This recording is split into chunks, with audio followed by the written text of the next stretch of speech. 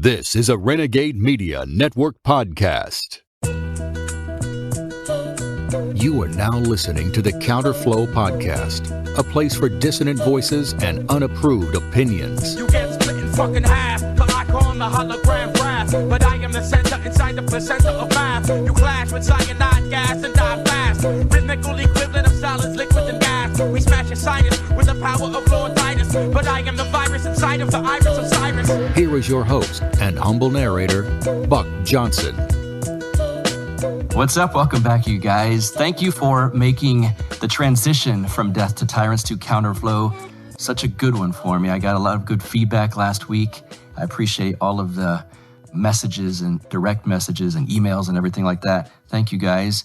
And keep telling people about the show. That helps. I started getting tagged in some stuff as well. And the more you get the word out, the better this show can be. So I appreciate that. So one of my favorite things to talk about is secession, and not just secession at the macro level, but I'm saying Texas secession, because as you probably know, that's where I'm at. And that's what we're going to talk about today. I've got the president of the Texas Nationalist movement on the show, and we're going to get into how this is going to come about, Texas seceding, why it's happening, what his organization, when it started, where we're at now with things. And it's now being discussed among some Texas state reps and being put forth in congressional sessions. And that's really what we need to start this ball rolling even more than it already is. And I think really where we're at as a country politically, that this stuff is probably coming our way sooner than we think. And I certainly hope so. Again, I'm a little biased because this is a subject near and dear to my heart.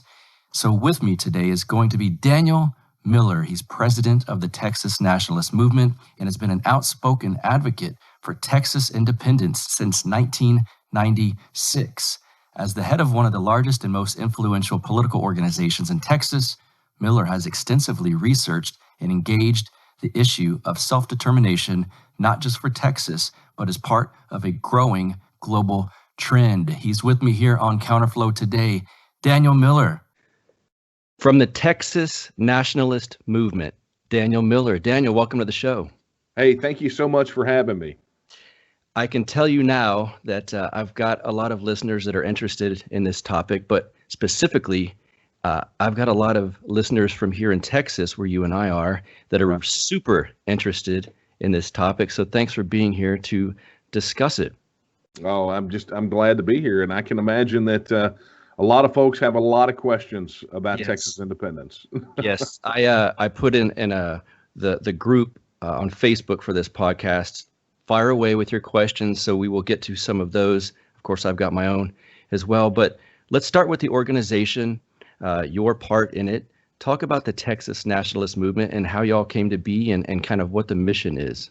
Yeah, the basics are this. The TNM was founded in 2005 with a singular mission, which is to secure and protect the political, cultural, and economic independence of Texas. Now, obviously, for many people, that's sort of manifest in the idea of a Texit vote, right? It's been about the referendum, but the organization actually operates across that whole sphere. Before we started the organization, the independence movements were fragmented here in Texas. It was not what I would consider politically viable, and we set about sometime around 2003 to really remedy that situation. We looked around the world and we saw these independence movements flourishing. One of the stats that really motivated us was the fact that at the end of World War II, there were 54 recognized countries around the world, and by the end of the 20th century, there were 192. So we knew that there was a politically viable path to independence, and so we set about to create an organization, not a group or just a collection of malcontents, but a viable social and political movement that could achieve that aim of Texas independence. So we have been working very diligently since 2005 to not just bring Texas independence to a vote of the people, but to really secure Texas independence across all three of those aspects: political, cultural, and economic. Do you kind of see Texas secession as an answer to maybe the left taking over America and well, every institution in America, or as an answer to the growing federal leviathan that's, it seems like maybe that's headed off a cliff and we need to kind of jump off that train before it crashes, or maybe that's all related. What sparked it, other than the fact that this could be possible by looking around the world? Yeah, I mean, there was a lot of motivations, and one of the things that we noticed early on as we were engaging Texas voters on this issue is they all came at it from a different perspective. One of the things that we obviously see is, for most people, there is some sort of catalyzing moment that says, okay, look, I am ready to embrace Texas independence. But let's not ignore the fact that there is this undercurrent of independence that stretches all the way back to 1836. It's a part of the Texas DNA, this independent streak, this resistance to an overbearing government. So, regardless, I say this a lot, obviously, here recently, but just because something is the straw that broke the camel's back doesn't mean it's the only straw. There is this background of resistance to the federal encroachments on every aspect of our life. We talk about the fact that Texans have lived under 180,000 pages of federal laws, rules, and regulations administered by 440 separate agencies and 2.5 million unelected bureaucrats. Texans look at this situation and say, why are we overpaying $103 to $160 billion annually into the federal system?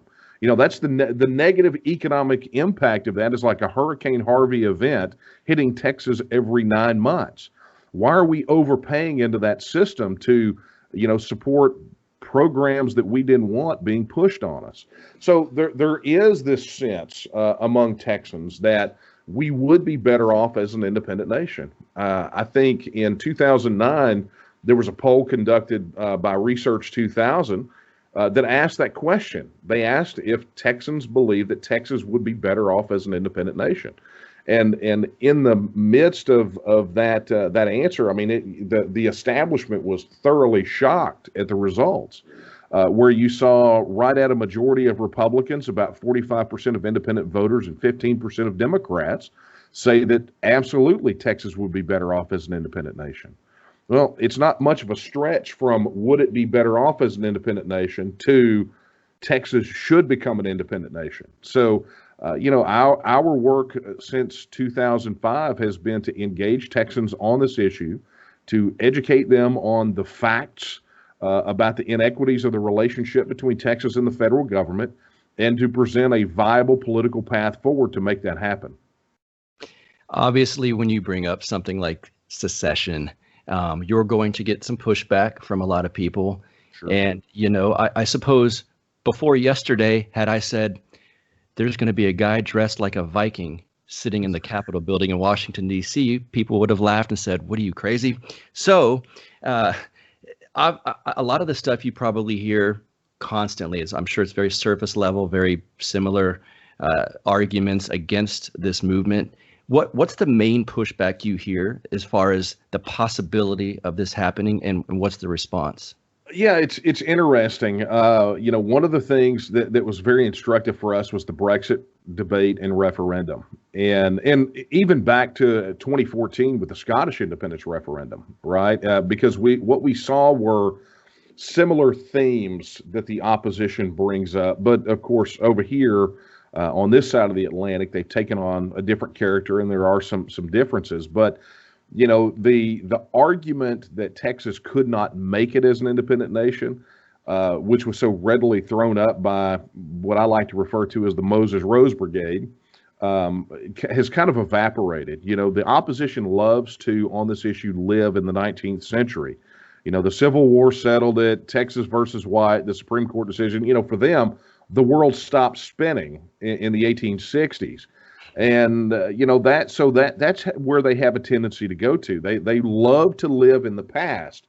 And the big difference between our movement and the opposition to our movement is that we're very forward thinking, right? We're looking to a future where Texas is a nation among nations and can execute its own trade deals and enjoy the fruits of self-government with all of its pros and cons, right?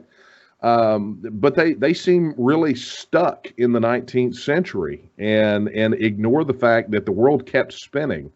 They ignore history, they ignore law, and especially that recent history that shows that self-determination is a global trend. They love to talk about how it's okay for us to send our grandfathers, fathers, sons, and daughters off to fight and potentially die in wars to preserve the right of self-determination for other people in other countries. But somehow here it's just a bridge too far. So, how we combat that is we just continually remind Texans that the world kept spinning. We swat down those project fear type arguments like they were gnats, because frankly, they are gnats. And then what we do is we just simply turn the tables and say, look, if Texas was an independent nation right now, and we were talking about having a vote to join the union, would you vote to join the union? And if so, what are the selling points? Because I would love to hear them. Yeah, me too. Let's talk about the official coffee of the Counterflow podcast, and that is Lorenzotti Coffee. These guys are loyal supporters of this show, and I'm thankful because their coffee is in my coffee mug every morning. Once I changed the name of this show, that of course I'm bringing them over with me. They are hardcore libertarians, great supporters, and their coffee is so damn good. It's imported directly from Italy.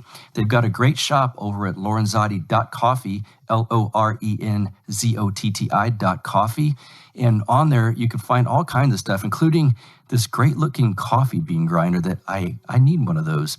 They've got nice looking tins that you can get the coffee and store it in if you'd like. They've got giant bags, medium bags, bundled packages so you can order several at a time, all vacuum sealed, of course. And since they support me here, you guys get a discount when you use promo code BUCK, B-U-C-K.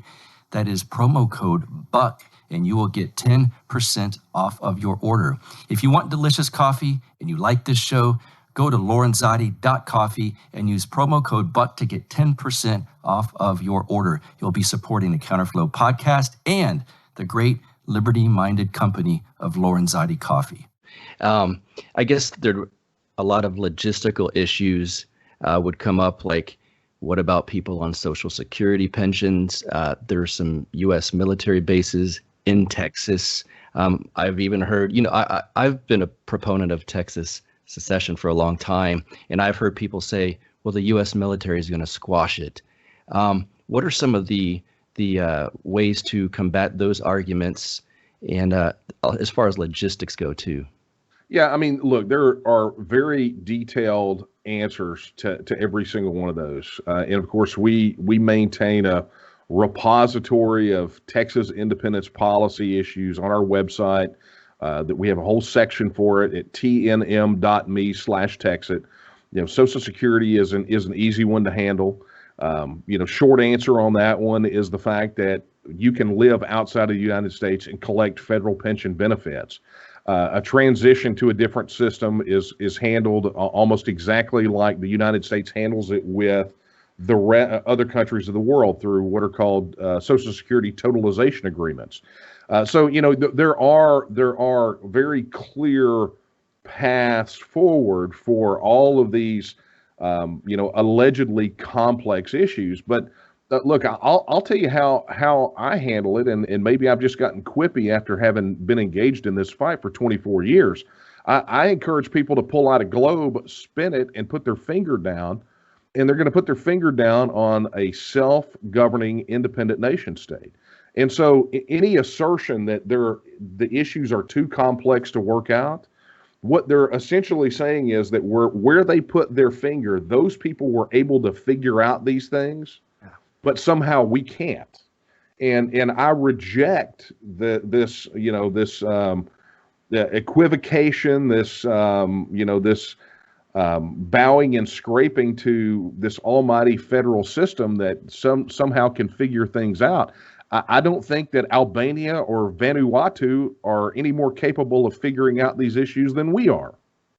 Yeah, well put. And again, we've now, just like you mentioned, the amount of countries, even in the 80s, if you counted them, versus the amount of countries now. People have been doing this now for decades, and there's no reason why we're worse than them. We should be able to figure this out as well.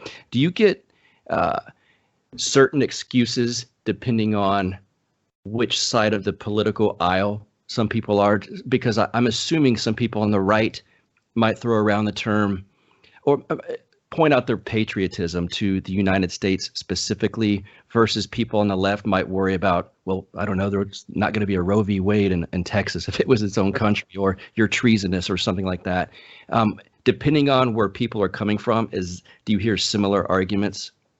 We typically hear a lot of the same arguments. I mean, they may be couched differently, but at their very core, they are really the same, right? And this is what I tell, as we began to shop this referendum legislation in 2009 to the legislature, when we would talk to the legislators, we would have these very direct conversations about this.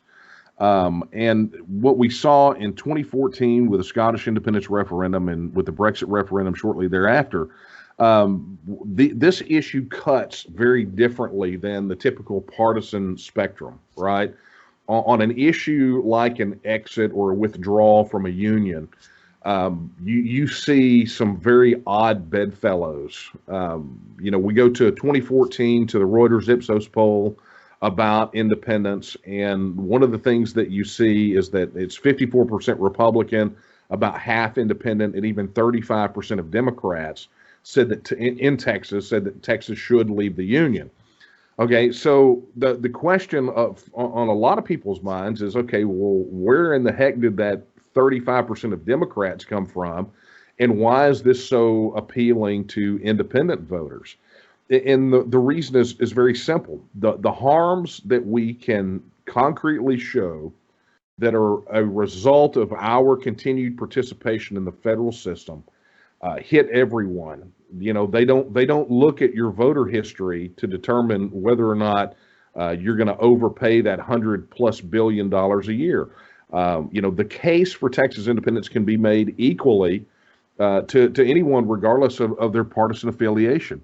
A good example of this is what we talk about, and I actually mentioned it in my book, Texit.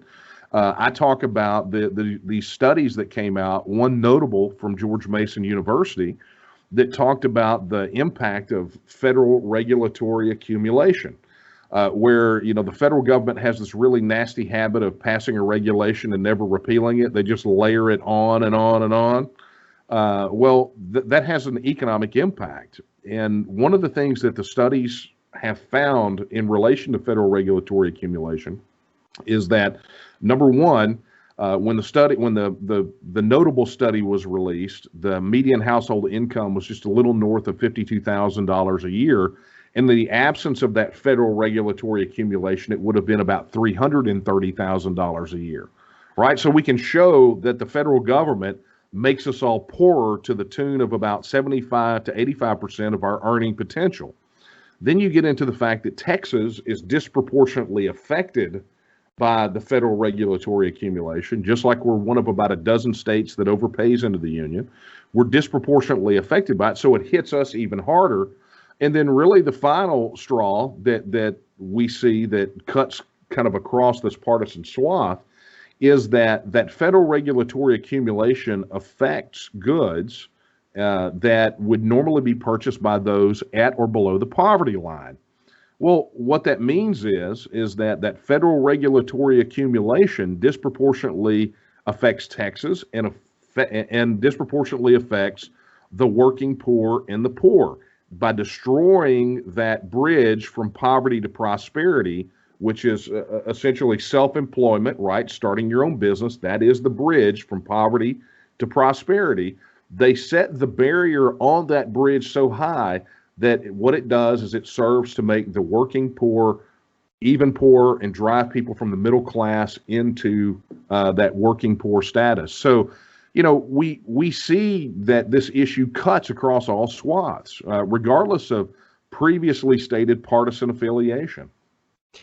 Do you guys get into what the nation of Texas itself would be like as far as just the way it's set up politically, a president, a Congress, a two-party system, maybe not a two-party system? Do you get into any of that kind of thing?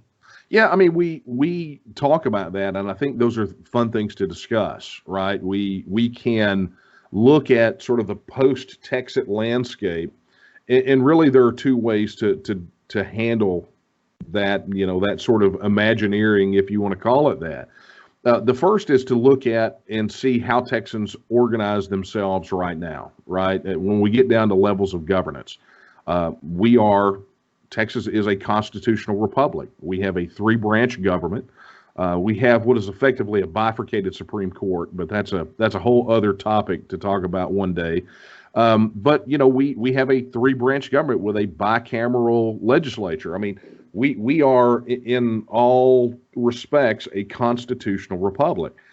There's no sense that would ever change. We could, if we so choose to do so, and something that we've talked about, we could literally amend the Constitution to just change the titles of the offices, and we would look no different than any other constitutional republic in the world. Okay, so those fundamental governance issues, we know what we are, we know what we want to be, so there's no surprise there.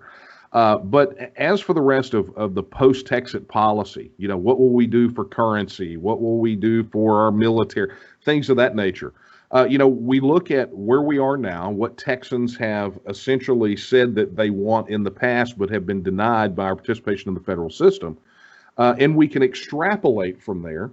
But more importantly, so many of these issues, Texans have never had a real say in, right? We've never had a proper debate, because if you think about all of these core issues that we have a tendency to scrap over policy-wise, they are all impacted by the debate and legislation and court decision on the federal side.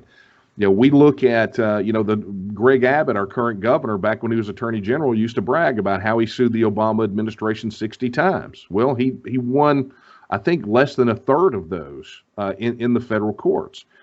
So we can't ignore the fact that even the debate over policy issues is set by the context of our relationship within the federal system.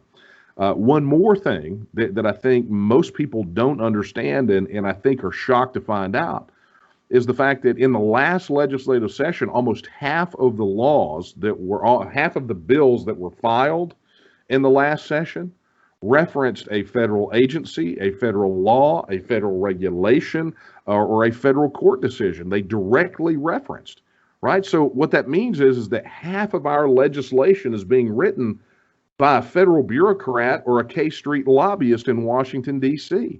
That doesn't look very much like self-government. So our position on this is, before we even begin to talk about post-Texit policy in real and concrete ways, it's going to be necessary for us to be able, as Texans that enjoy the right of self-government, to debate those things properly outside the context of the federal system. What's up, guys? I would like to tell you about a wonderful small company that reached out to me to sponsor this show because they love the content. That company is Paloma Verde CBD and Organics. It is owned by two great people, Carlos and Vanessa Abalar, in my old town of San Antonio. They are libertarians, and honestly, the COVID lockdown was a bit of a blow to their brick and mortar location.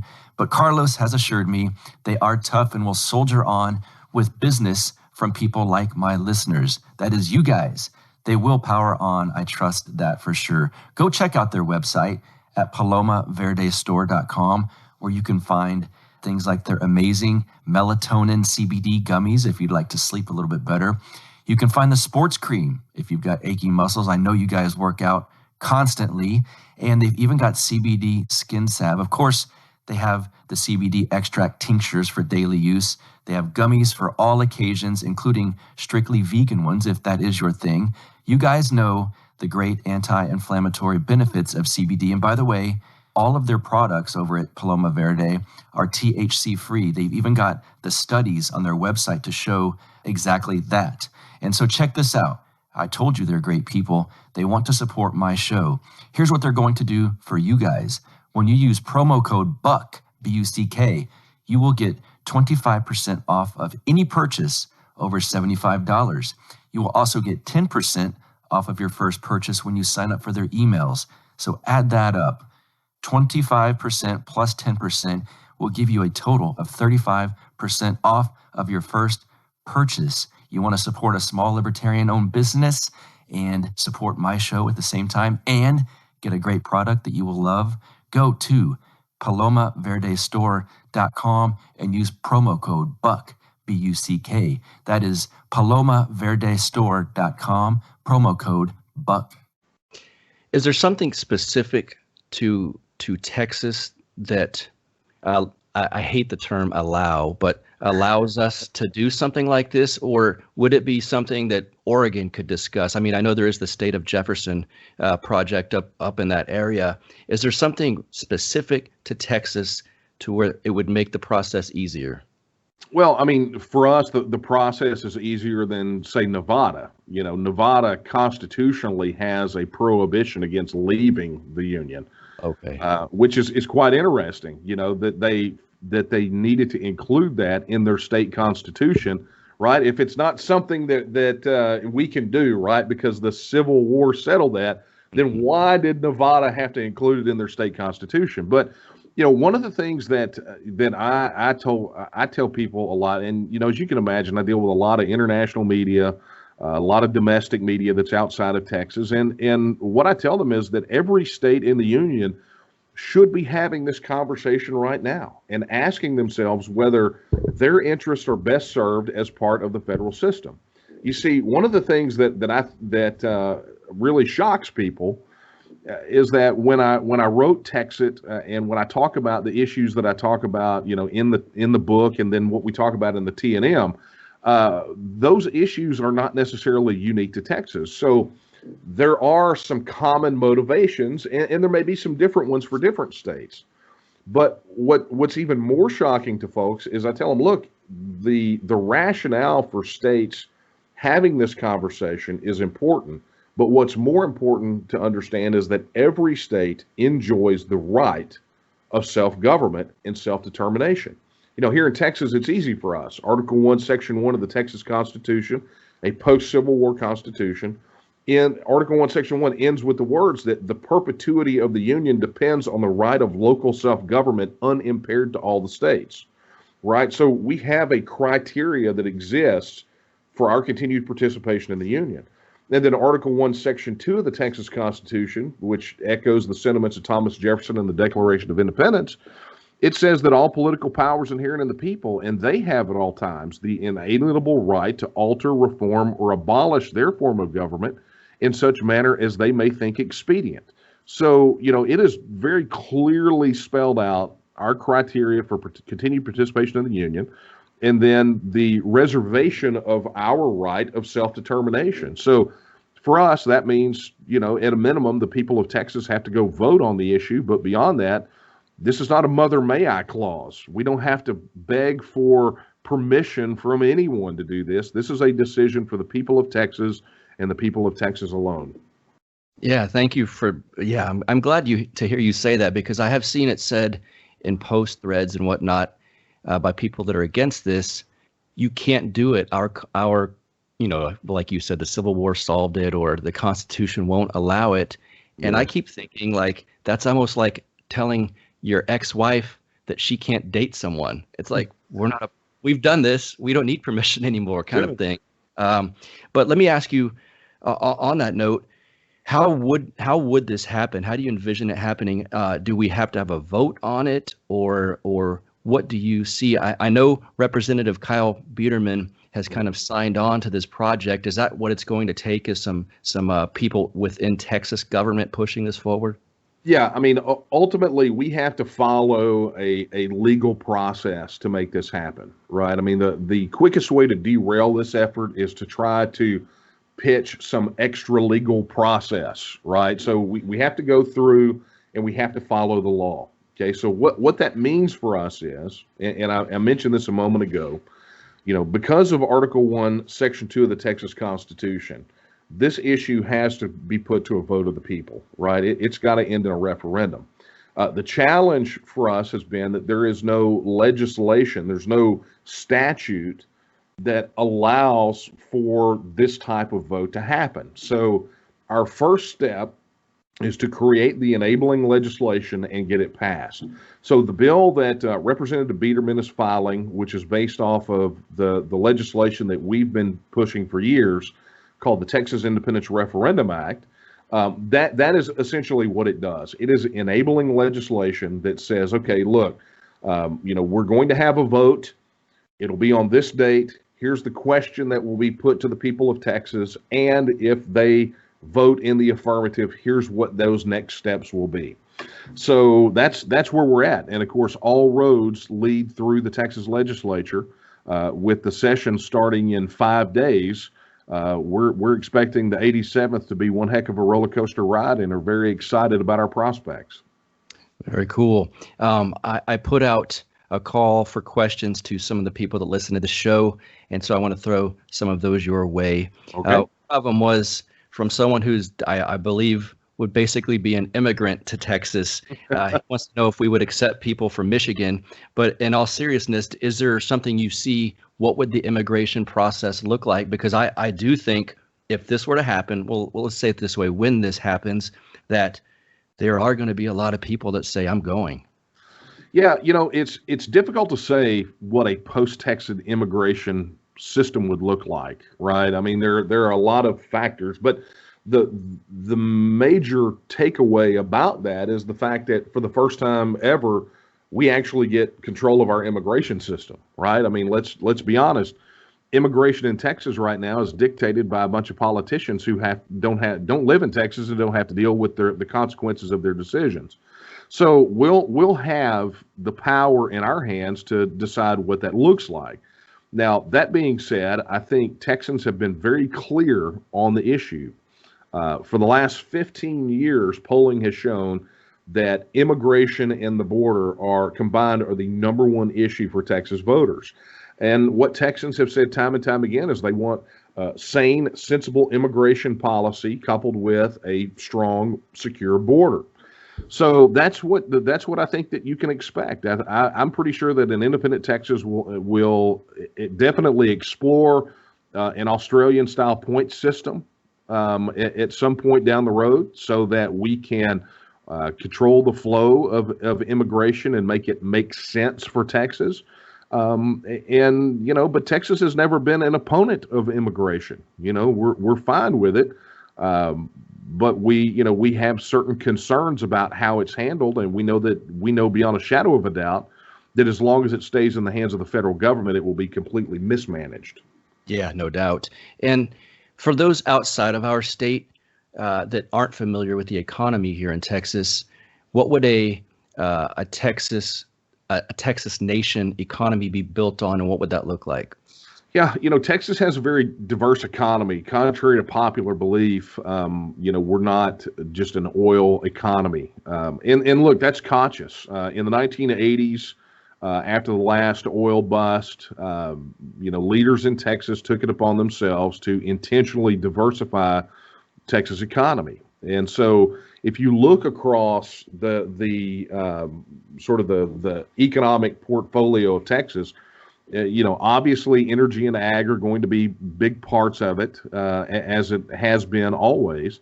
But what we've seen here in Texas is a massive tech sector where you've got, tech companies spinning up, not in Silicon Valley, but on the Silicon Prairie. You've got manufactured. I think it's important to note that the Port of Laredo overtook the Port of Los Angeles as the #1 port in all of the United States, right? That's a landlocked inland port, but that flow of goods and services through the Port of Laredo, not to mention the ship channel there in Houston, is massive. And what we're seeing that Texas, again, as a state, is the #1 exporter of manufactured goods out of all the states. So we have a very diversified economy. And what that's led to is that depending quarter on quarter, Texas is either the 9th or 10th largest economy in the world. Now, imagine for a moment, go back to what we talked about earlier. In the absence of that federal regulatory accumulation, what does that do for an explosion of new businesses and an explosion of personal wealth and prosperity? When you suddenly no longer have $103 to $160 billion leaving the pockets of Texas taxpayers and going out into the ether, but staying here in the economy, what does that mean for us? Well, if you look at a lot of the stats where you see increases in discretionary income have a dollar for dollar or more impact on the economy, we're essentially looking at a Texas that can eliminate property tax. We have no state income tax, and we'll never have a state income tax. And you're looking at, an additional, probably 5 to 6 times the amount of money flowing in the absence of flowing in the economy, in the absence of federal regulatory accumulation. So you're looking at Texas not being the 10th largest economy in the world, but perhaps the 5th or 6th largest. Mm-hmm. I think it's funny. There's one of the members of our advisory board, Claver Kamau Imani, is fond of saying we're going to be as rich as Kuwaitis. I'm not going to necessarily go that far, but I can see that Texas could be economically prosperous for every citizen. Has there been moments since y'all started where you've noticed an increase in traffic or curiosity or popularity? Well, look, we get spikes, but that's any movement, any organization. What has been, I think, probably more surprising to people has been the steady growth since our inception. We saw in 2005 support for Texas independence polling in single digits. Now we're at a situation where, based on internal polling, we believe if we go to a vote on this, we'll win about 60-40, maybe even more, depending on how it goes. But yeah, I mean, we have spikes. There's no doubt about that. What I think is the thing, and I told this to a reporter the other day. The thing that I find absolutely amusing about that is that Texans have grown in their awareness, not just of the organization, but of the subject and how they can get involved in it. And that growth has been steady. We've never seen a dip in it. But the most amusing thing to me is how the media, when some issue like this flares up, they find us and then they act like we just fell from space the day before, and it's like, no, I mean, we've been on the ground fighting this issue for years now, engaging in retail politics because the mainstream media on issues of self-determination are practically clueless. Yeah, no doubt about that. Do you see a Biden-Harris administration, along with Democrats controlling all of Congress? Do you see that as a possible influx of popularity for this movement? Well, yeah, I mean, look, there's no doubt about it. I mean, you had Biden-Harris crisscrossing, the states for months and months and months, essentially making promises that were ripped pages out of, the Karl Marx playbook. And Texans obviously are going to bristle at those things. When you hear legitimate talk about something as ridiculous as a Green New Deal and understanding what that will do to the energy sector, right? It's still a major component of Texas. But, not to mention what it will do to the tech sector and the trickle-down effect that it will have across the entire economy. They literally promised to break the back of the Texas economy without calling out Texas specifically. When we are seeing them floating these crazy economic schemes that are going to shutter businesses, that are going to drive small businesses and entrepreneurs out of business, that are going to disproportionately, again, affect the working poor and the poor. Let's take them at their word. Let's say that they are going to, unlike every other federal politician, they're going to do exactly what they said they were going to do. What we're finding is that very likely that Joe Biden and Kamala Harris will probably receive the TNM Recruiter of the Year award for 2021. Right. Much like the Gun Owners of America and the NRA and everything, their numbers spike quite a bit when Democrats take office. let me tell you guys about a sponsor of this show, and that is Zypix Toothpicks. They are wonderful flavored toothpicks that have nicotine in each one. You can find them at zypixtoothpicks.com. A lot of you are probably trying to kick a bad habit here in the new year. These are a great alternative to that habit. And come on, let's face it. They're sponsoring this show, so you know that's a good thing. But I'm telling you, they're the cheapest alternative on the market. They've got flavors. Let me tell you, right here, I've got my packet. Zypix Toothpicks, Spearmint Spice. I love this flavor. They've got whiskey flavor. They've got clove flavor. They want to sponsor shows like mine, so that should make you want to give them some business. They've got a promo code, a new one with the Counterflow podcast. The promo code is BUCK, B-U-C-K, of course. So go to Zypix Toothpicks. That promo code, BUCK, will get you 10% off of your order. Once again, zypixtoothpicks.com, promo code BUCK for 10% off your order. They're delicious. They got just the right amount of nicotine in them, and you will enjoy them. Kick that nasty habit, and let's get back to the show. A few years ago, I was sitting with some friends having this discussion about politics, and I said at the time, I see some sort of secession happening within America by 2024. And when my friend kind of mentioned, he said it out loud, you sure that's only, 6 years away or something? And I thought, man, that does seem kind of quick. But yeah, I'm going to go with that.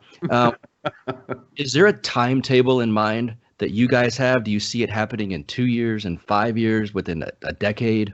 Yeah, I mean, look, it's obviously sooner rather than later. After having been engaged in this fight for 24 years, I would have liked to have been 24 years ago, but that's just not the case.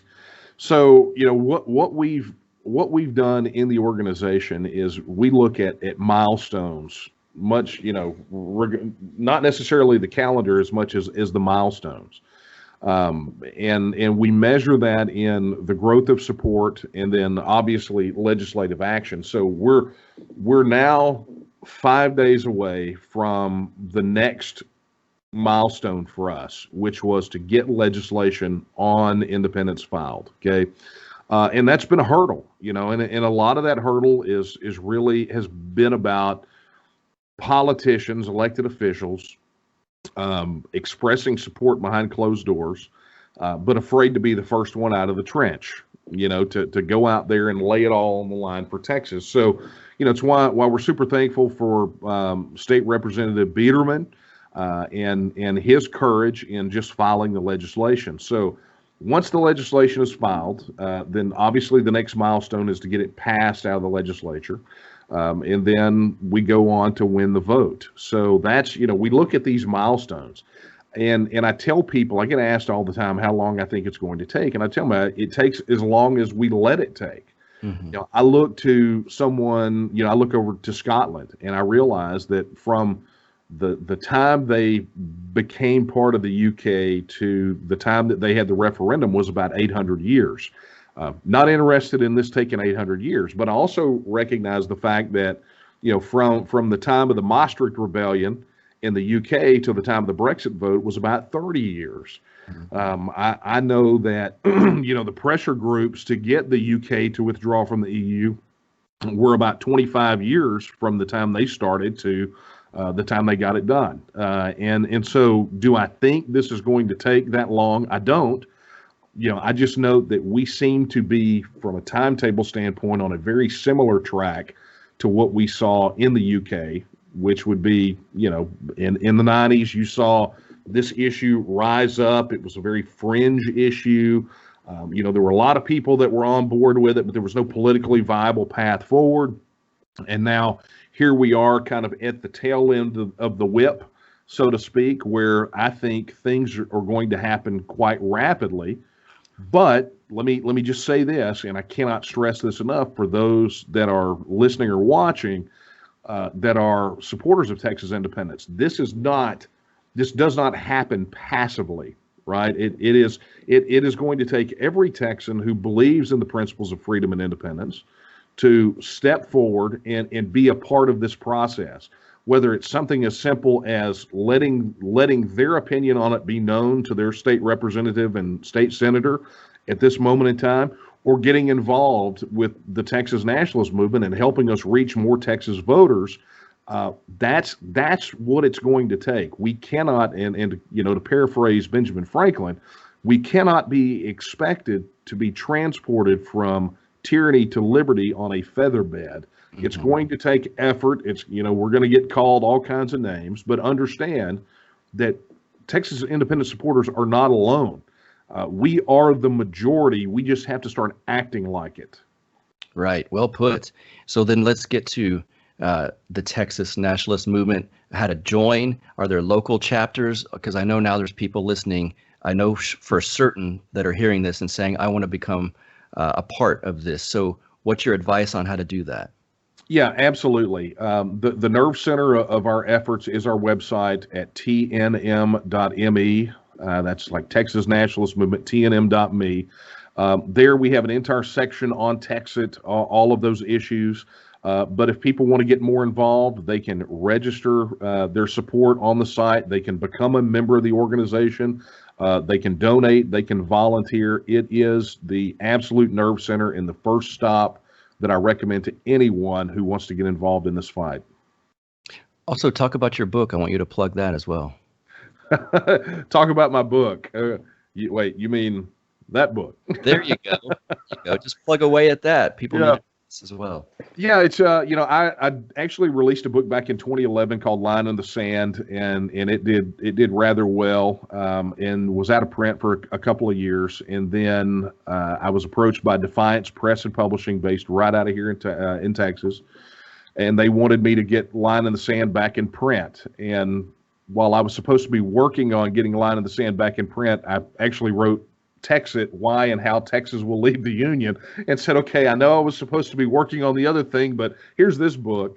And what I did was I wanted to write that book from the perspective of people that are looking, from the outside in at this, but also for those who support Texas, to give them the tools and the information necessary to go out and successfully advocate for this, and to identify and highlight some of the obstacles that have prevented us from getting there. On paper, we should already be independent. One of the things I hear constantly from folks overseas is, that they're the only surprise about Texas independence is that we haven't done it yet. That's, we hear that a lot. I heard that from our counterparts in the UK and Scotland and Catalonia and France. I mean, they're surprised that we just haven't done it yet. So, I wrote the book to be accessible to those that are just kind of approaching the issue, to let them know that there are answers for all of these seemingly, allegedly difficult questions. But more than that, to inspire Texas supporters, to let them know that they are not alone. And in closing here, I'll give you the floor. Is there anything you'd like to let people know that maybe you haven't touched upon yet? But either way, the floor is yours. Yeah, look, I can only say this, is that we are at a very critical moment in the history of Texas. The next 100 years of world history is being written right now. And Texas is that place where we can preserve the principles of liberty and independence and a respect for self-government and self-determination. There are many people out there, and we see it. The phone rings off the hook here every day. We're getting tons of emails from people that are extremely discouraged, and they're looking for hope. And the fact of the matter is Texas is that hope. Texas can be the place where liberty and independence live. We just have to make it that way, and that ultimately is going to be up to the people of Texas to decide. We've got a lot of work ahead of us. It's not going to be easy, but I have every faith and confidence that the descendants and supporters of the men who marched halfway across Texas to defeat the Mexican army at San Jacinto are up to the task. Well put. Daniel Miller, the Texas Nationalist Movement. Thanks so much for being here on Counterflow. Hey, thank you so much and appreciate it. Yes, sir. All right. As always, guys, I'm going to post the links to Texas Nationalist Movement and all things involved with that on the show notes page for this episode of Counterflow. So you probably know we're getting the Counterflow website. It's in the works. We still have the Death to Tyrants podcast.com website. You can still get those old shirts from there. And we will be transitioning the website to Counterflow very soon here. And what else do I have to tell you? Oh, yeah, of course, you probably know this. But if you're new to the show, follow me on Twitter at BuckRebel, BuckRebel.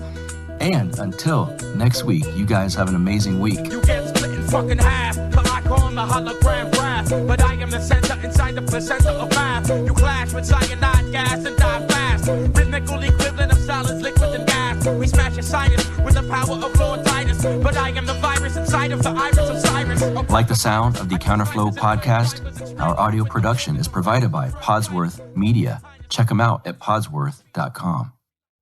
This has been the Counterflow Podcast, a part of the Renegade Media Network.